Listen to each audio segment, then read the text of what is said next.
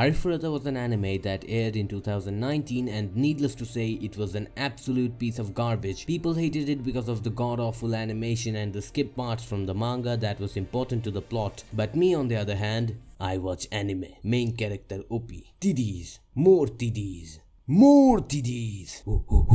Me rewatch. Me like it. Me rewatch again. Me like it more. Still like it. Monkey happy. So let's get into why I liked Arifureta. But before that, give me a sub or I will steal your cookies. Let me get something straight. I don't think Arifureta was a masterpiece or even a well-constructed anime in the least. It was the most generic kind of isekai ever. Main character and his classmates get transferred to another world. Main character becomes overpowered. Everyone is surprised to see how overpowered the main character is. End of the story. It's nothing new really. It's your basic isekai plot that you have read a billion times already. But this simple plot is the best part of this anime. As a guy who reads trashy isekai mangas like eating chips, I really like this kind of straightforward plot. I mean, who doesn't like an over-the-top fantasy anime where the main character is so powerful that even the gods fear him? It's a fun story. I feel like a broken record saying this, but a story does not need to be deep, philosophical, well written and complex to be fun. Sometimes mindless violence and overpowered main character beating the shit out of villains is enough. Not to say I don't like deep and well written stories, because I love deep and well written stories that make me question my existence. And if you wanna read a super deep and thought provoking story, check out my channel about Boku Amari no Naka. It's a super awesome manga, and if you haven't read it, please do. Nice segue to promoting my own videos if I say so myself.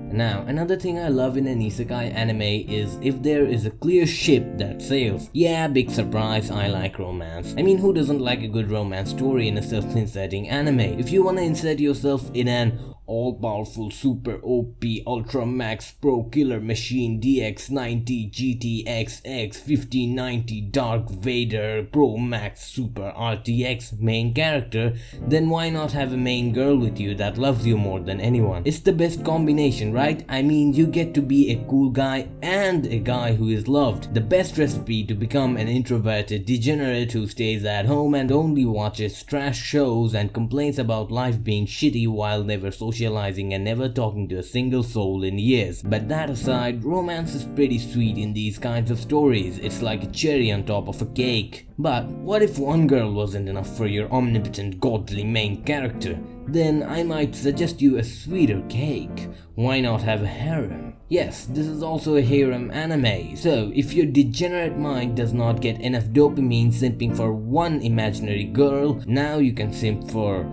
5 or 6? I don't know, I forgot how many girls there were in the show. So we got isekai in a gamified world, check. OP main character, check. Romance, check. Harem, check.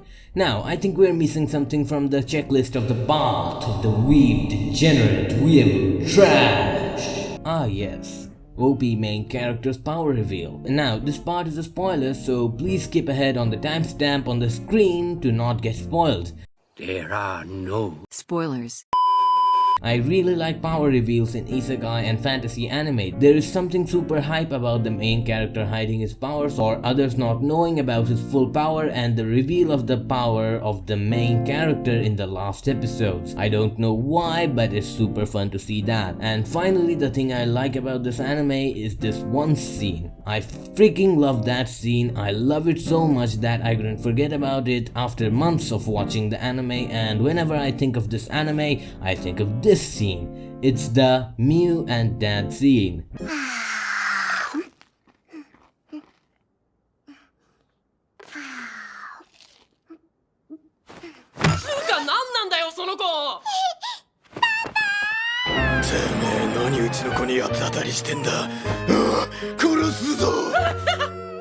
I I don't know why I love this scene so damn much, but the fact that Hajime got angry because someone insulted Mew was so endearing and funny to me. It's the funniest joke this anime has in my opinion. Now I talked about the sides I like about this anime, but I have yet to talk about why this anime is a train wreck. It's because of its awful animation. This anime has some of the worst CG I have seen ever, but I guess I can't complain because a certain anime took the crown of the worst CG in anime a few months back. I am obviously talking about the masterpiece X-Arm. Another problem with this anime was that it skipped some crucial points from the manga that were important to the overall story. As a manga reader, it was extremely disappointing to see the skipped scenes in the anime. I think if they included it, it would have been more well received.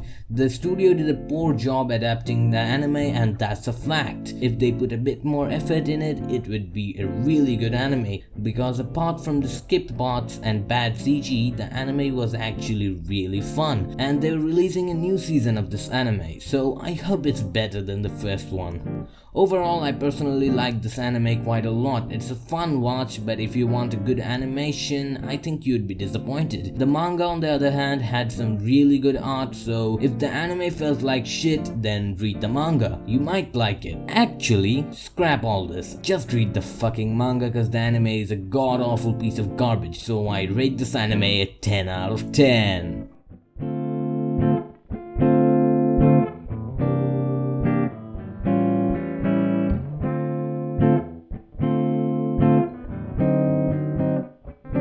Just kidding, it's a 6 out of 10, I enjoyed it.